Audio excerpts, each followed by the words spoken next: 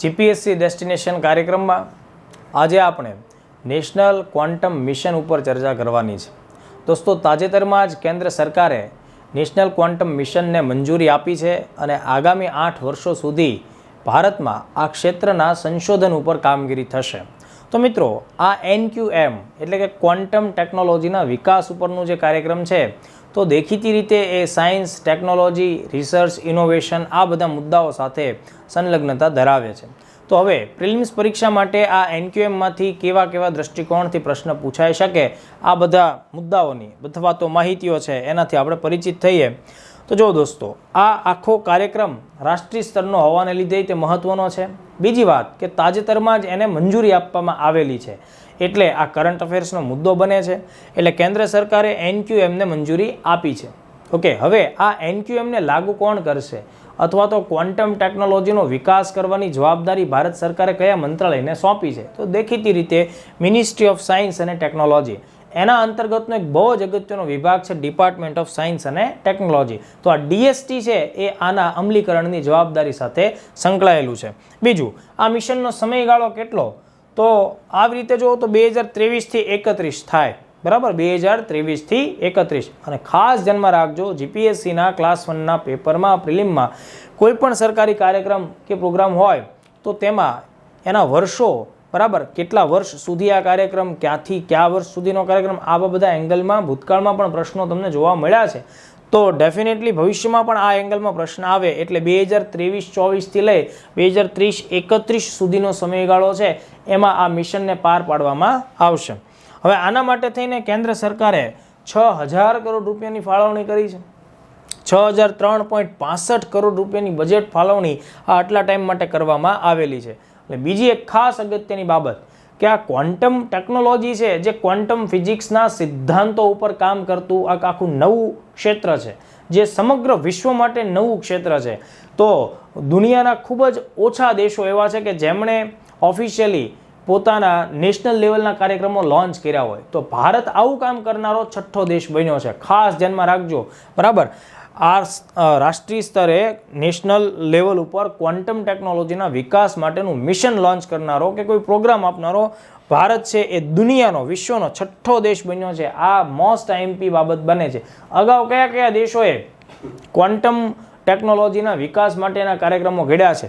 તો જો સૌથી પહેલાં અમેરિકાએ આ પ્રકારનો કાર્યક્રમ જાહેર કર્યો છે. સેકન્ડ છે ઓસ્ટ્રિયા, સેકન્ડ છે ફિનલેન્ડ, ફ્રાન્સ અને ચીન. તો અગાઉ 5 દેશો હતા, ભારત છે એ 6થો દેશ બન્યો છે. તો આ વિગતો આપણે ખાસ ધ્યાનમાં રાખવી. હવે બીજા કેટલાક એડિશનલ મુદ્દાઓ પણ આપણે ધ્યાનમાં રાખવા જોઈએ. ભલે કાર્યક્રમને મંજૂરી અત્યારે આપવામાં આવી, મતલબ 2023માં, પણ એ પહેલાં 2020-21નું જે બજેટ છે મિત્રો, 2020-21નું કેન્દ્રીય બજેટ છે, તેમાં NMQTA નામનો એક પ્રોજેક્ટ છે એ લાવશે સરકાર. એ પ્રકારની એ સમયે રજૂઆત કરવામાં આવી હતી.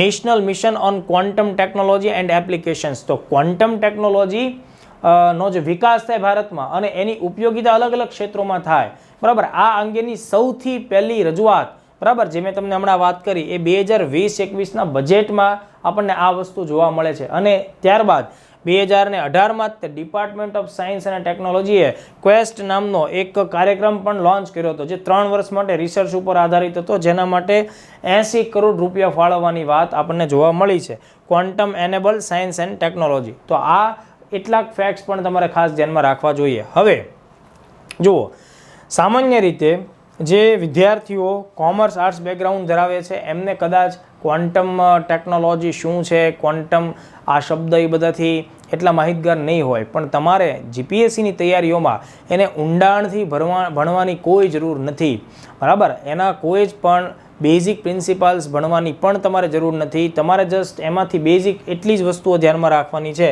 કે ભાઈ ક્વોન્ટમ ટેકનોલોજી છે એ વિજ્ઞાન અને એન્જિનિયરિંગનું એક એવું ફિલ્ડ છે કે જે ક્વોન્ટમ સ્તરના, એટલે આણ્વીય સ્તરના ભૌતિક સિદ્ધાંતો છે, ક્વોન્ટમ મિકેનિક્સ છે, બરાબર, એના નિયમોને લાગુ કરીને કોઈ વસ્તુઓ બનાવે છે, એના નિયમોને લાગુ કરીને કોઈ સિસ્ટમ્સને ચલાવે છે. તો ક્વોન્ટમ ફિઝિક્સની આ એક બ્રાન્ચ છે. ઓકે, ક્વોન્ટમ ફિઝિક્સ પોતે એ શું છે? એક ઓલ ઓવર ફિઝિક્સની એક બ્રાન્ચ છે, બરાબર, ભૌતિક શાસ્ત્રની બ્રાન્ચ છે, જેમાં દ્રવ્ય એટલે કે પદાર્થ છે એની અવસ્થા, દ્રવ્ય અને ઉર્જાનો અત્યંત સૂક્ષ્મ સ્તર ઉપર એમાં જે કંઈ ચેન્જીસ આવે છે, એના બિહેવિયરમાં જે કંઈ ચેન્જીસ આવે છે તેનો એ અભ્યાસ કરે છે. તો જો વધુ ડિટેલમાં આપણે એની વાત કરવી હોય તો ક્વોન્ટમ યાંત્રિકી એટલે કે ક્વોન્ટમ મિકેનિક્સ છે એ દ્રવ્ય એટલે કે મેટર અને ઉર્જા એટલે કે એનર્જીની જે સૂક્ષ્મ સ્તરીય સ્થિતિઓ છે કે અવસ્થાઓ છે કે એમાં જેના વર્તનમાં જે બદલાવ આવે છે એ સૂક્ષ્મ સ્તરીય બદલાવોનો પણ શું કરે છે, અભ્યાસ કરે છે. માનો કે આ એક વિગત થઈ ગઈ. તમને વિધાન તરીકે પ્રશ્ન આવે તો આ સ્થિતિઓ ધ્યાનમાં રાખવાની. 2 શબ્દો ખાસ ધ્યાનમાં રાખવાના. ક્વોન્ટમ ફિઝિક્સમાં મેટર એટલે કે દ્રવ્ય અને ઉર્જાની સ્થિતિઓનો અભ્યાસ કરવામાં આવતો હોય છે. આ વિધાન તમારે ખાસ ધ્યાનમાં રાખવાનું. માનો કે હજી જીપીએસસી વાળા થોડુંક ડિટેલમાં જઈને એના બેઝિક પ્રિન્સિપલ્સ ઉપર ફોકસ કરીને પ્રશ્ન પૂછવા જાય તો બીજું વિધાન કંઈક આ પ્રકારે આપી શકે કે ક્વોન્ટમ મિકેનિક્સ છે એ દ્રવ્ય અને ઉર્જાનો અણુસ્તરીય અથવા અણુવીય સ્તર એટલે કે એટોમિક લેવલ કે સબ એટોમિક લેવલ ઉપરનો અભ્યાસ કરે છે. તો આટલા વિગતો, આટલા વિધાનો છે એ તમારે ખાસ ધ્યાનમાં રાખવા જોઈએ. તો આના ઉપરથી તમને ક્વોન્ટમ ફિઝિક્સની થિયરી જો કદાચ પૂછી નાખશે તો આ 2 વિધાનો ઉપરથી એનો જવાબ તમને ખ્યાલ આવશે. ચાલો હવે બીજી કેટલીક બાબતો. માનો કે આ ક્વોન્ટમ ટેકનોલોજીનો આપણે વિકાસ કરીએ છીએ તો એ ટેકનોલોજી આપણને તમામ ક્ષેત્રોમાં ઉપયોગી સાબિત થશે. કેમ? તો કે ભાઈ અત્યારે વિશ્વભરના વૈજ્ઞાનિકો અને સંશોધકો આ બાબતે આશાસ્પદ છે કે ભાઈ એનાથી આ બધા ટાઈપના ફાયદાઓ થશે. કેવા ફાયદાઓ થશે? તો કે ભાઈ ક્વોન્ટમ ટેકનોલોજીની મદદથી ગણતરીઓ ઝડપી બનશે. એટલે અત્યારે આપણી પાસે જે સુપર કોમ્પ્યુટર્સ છે એનાથી પણ આગળ આપણી પાસે ક્વોન્ટમ કોમ્પ્યુટર્સ આવી શકે અને ક્વોન્ટમ કોમ્પ્યુટિંગ એ સુપર કોમ્પ્યુટરથી પણ અનેક ગણું ઝડપી છે, હજારો ગણું ઝડપી છે.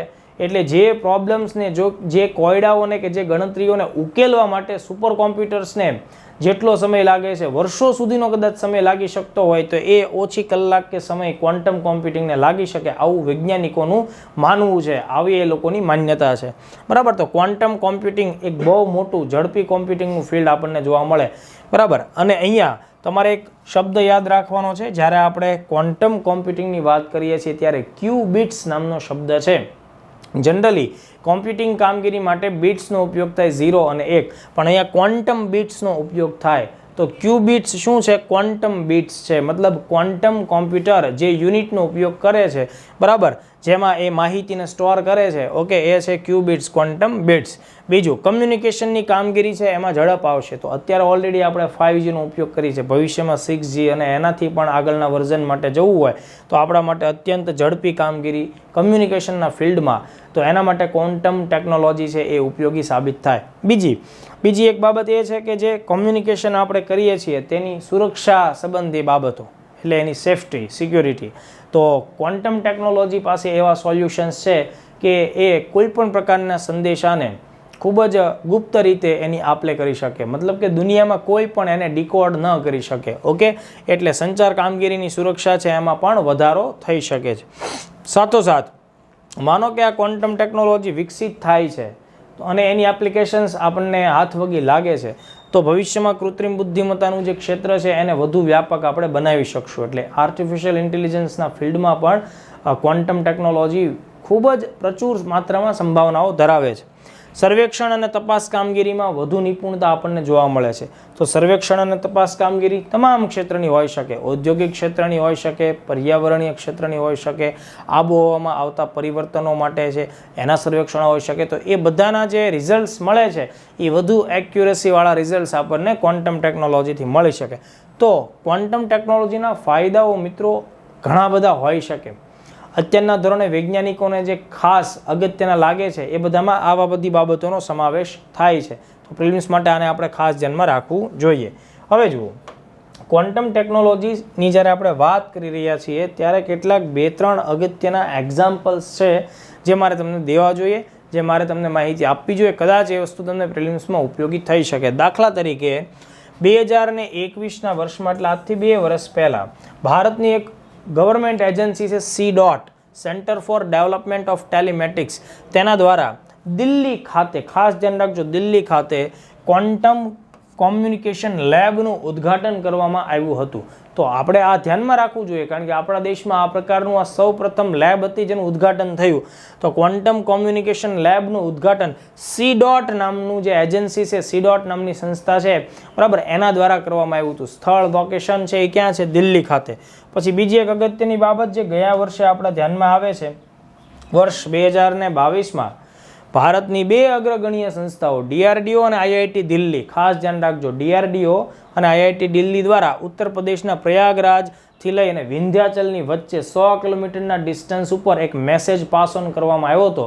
આ મેસેજ છે એ ક્વોન્ટમ ક્રિપ્ટેડ હતો, મતલબ કે ક્વોન્ટમ ટેકનોલોજીની મદદથી એને ગુપ્ત રીતે, બરાબર, કોડિંગ કરવામાં એનું આવેલું હતું. અને ક્વોન્ટમ કી ડિસ્ટ્રીબ્યુશન જેને આપણે કહેશું, તો આ જે મેસેજ 100 કિલોમીટર સુધી પાસ ઓન કરવામાં આવ્યો એને ડિકોડ કરી શકાયો નહોતો.